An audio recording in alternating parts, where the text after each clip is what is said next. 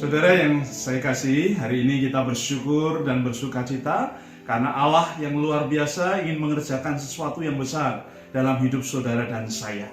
Sebelum kita berdoa, mari kita akan bersama-sama merenungkan bagian firman Tuhan dengan satu topik keluarga yang bertekun dalam doa. Nas kita terambil dari Roma 12 ayat 12. Demikian bunyinya, bersukacitalah dalam pengharapan, sabarlah dalam kesesakan, dan bertekunlah dalam doa. Bagian ini mengingatkan kepada kita nasihat Rasul Paulus kepada jemaat di Roma, supaya mereka bertekun di dalam kasih, supaya mereka sungguh-sungguh mengingat anugerah Allah yang sudah diberikan kepada saudara dan saya. Hari ini kita akan bersama-sama merenungkan bagaimana keluarga-keluarga yang bertekun di dalam doa. Apa sesungguhnya doa itu? Sering kita mendengar bahwa doa itu adalah nafas hidup orang-orang percaya. Atau kita sering berkata bahwa doa itu adalah kekuatan, doa adalah perjuangan, dan banyak hal yang lainnya. Namun bagian firman Tuhan pada saat ini mengingatkan saudara dan saya. Yang pertama, bahwa doa adalah kekuatan.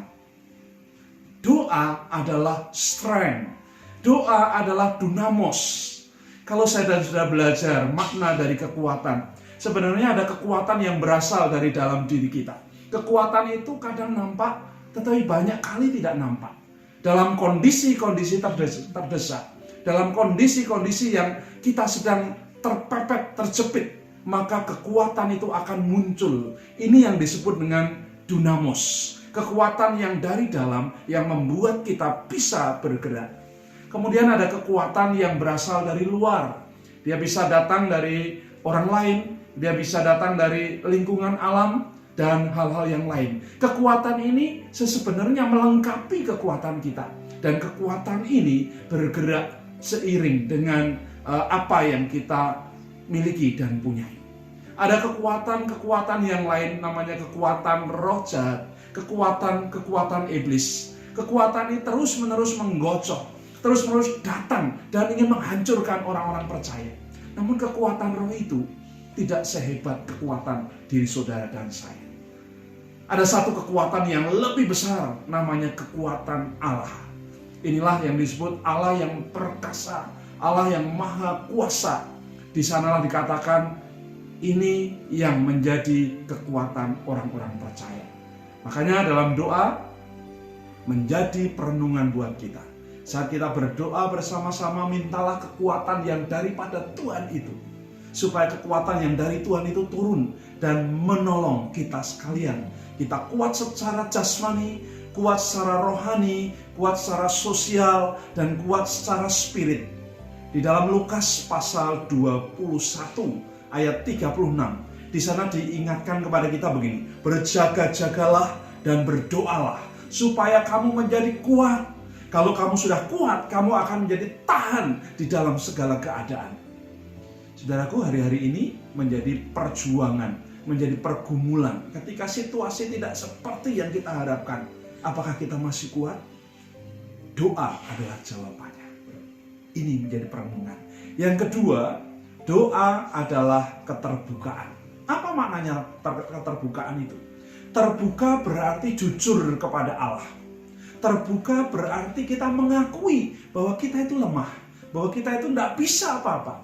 Tetapi kita perlu Allah menjadi tempat kita bergantung. Perlu Allah menjadi tempat sandaran.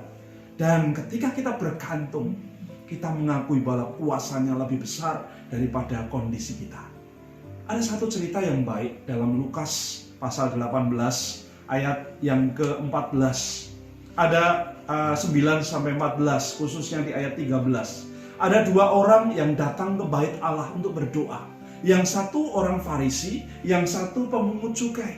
Orang Farisi berdoa dengan luar biasa, dengan tangan menengadah, dengan menghadap kepada Tuhan dan menaikkan, Tuhan, aku adalah orang yang baik, aku adalah orang yang setia, aku adalah orang yang sudah memberikan persembahan perpuluhanku. Sementara si pemungut cukai, untuk dia bisa menengadahkan wajahnya, dia tidak punya keberanian. Dia datang dan berdoa, Tuhan, aku ini orang yang lemah dan tidak bisa apa-apa. Aku hanya berserah dan berpegang pada Tuhan, supaya di sana Tuhan nyata.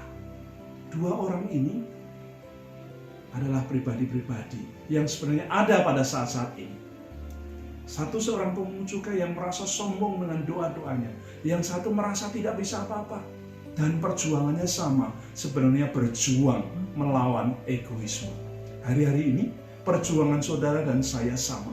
Apakah kita bisa memenangkan zona egois kita, zona penguasaan diri kita?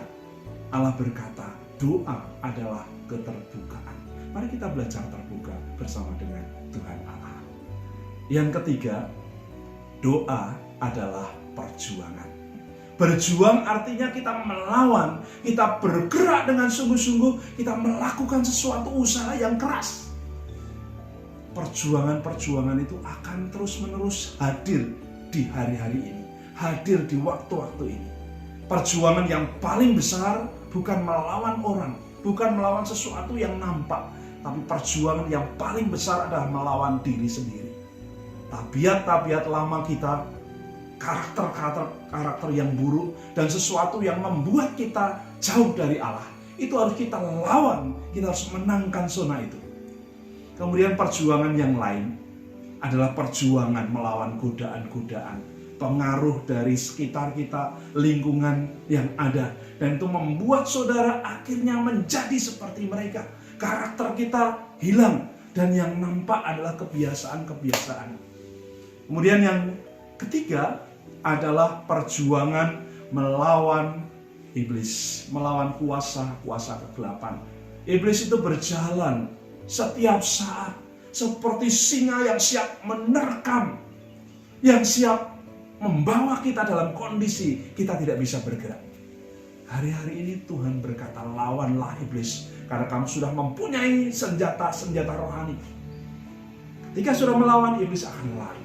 Tapi saat kita biasa-biasa saja, kita sedang mengundang kuasa itu datang kepada kita. Perjuanganmu perlu bantuan Tuhan. Perjuanganmu perlu dukungan Roh Kudus. Karena itu, berjuanglah bersama dengan Tuhan. Berjuanglah bersama dengan Roh Kudus. Percayalah bahwa keselamatan ada di dalam nama Tuhan Yesus Kristus. Dia yang akan datang dan menolong saudara. Dia akan menuntun kita, memberikan tuntunan-tuntunan, arahan, supaya kita memenangkan perjalanan kita sampai di garis finish nanti. Dalam 1 Timotius pasal 4 ayat yang ke-10, orang yang berjuang menaruh pengharapannya kepada Tuhan. Bukan hanya buat menang, tapi bisa menyelesaikan tracknya, bisa menyelesaikan gelanggang pertandingannya dengan tetap bisa bermain baik. Itulah perjuangan orang-orang percaya. Kemudian Rasul Petrus dalam suratnya 1 Petrus pasal 2 ayat 11, perjuangan yang terberat menurut beliau, dan saya juga setuju, adalah perjuangan melawan watak, perjuangan melawan tabiat lama, dan melawan kedagingan kita. Karena itu, mari kita bersama-sama menjadikan doa sebagai kekuatan ilahi, menjadikan doa sebagai keterbukaan, dan menjadikan doa sebagai semangat berjuang bagi Tuhan. Kita akan berdoa bersama-sama. Tuhan Yesus, kami bersyukur untuk kesempatan saat ini kami boleh berdoa bersama-sama, mengingat satu janji Allah, bahwa doa adalah kekuatan, doa adalah keterbukaan, dan doa adalah perjuangan. Kami siap bersama-sama dengan Engkau masuk di dalam saat-saat perjuangan iman kami di dalam dunia ini. Di dalam nama Tuhan Yesus Kristus, kami sudah berdoa. Haleluya. Amin.